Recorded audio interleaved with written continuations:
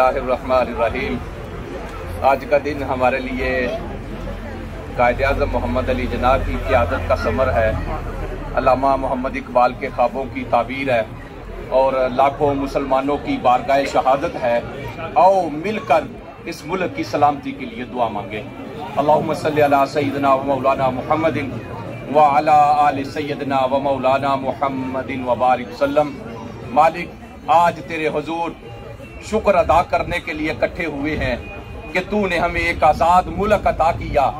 हमारे मुल्क पाकिस्तान की खैर फरमा, पाकिस्तान के चप्पे चप्पे की खैर फरमा, पाकिस्तान को हर किस्म के अंदरूनी बैरूनी खतरात से महफूज फरमा, पाकिस्तान को हर किस्म की साजिशों से महफूज फरमा, अफवाज पाकिस्तान की मदद फरमा।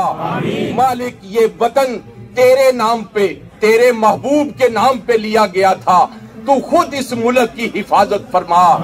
पाकिस्तान को अपने हमसाया ममालिक के साथ अपने ताल्लुकात बेहतर बनाने की तौफीक नसीब फरमा।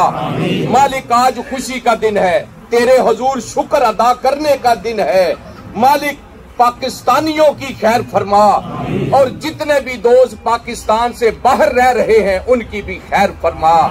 मालिक, सब बीमारों को सेहत कामिला अता फरमा, हर किस्म की वबाओं से परेशानियों से महफूज फरमा, सलूक मोहब्बत इत्तिफाक पैदा फरमा।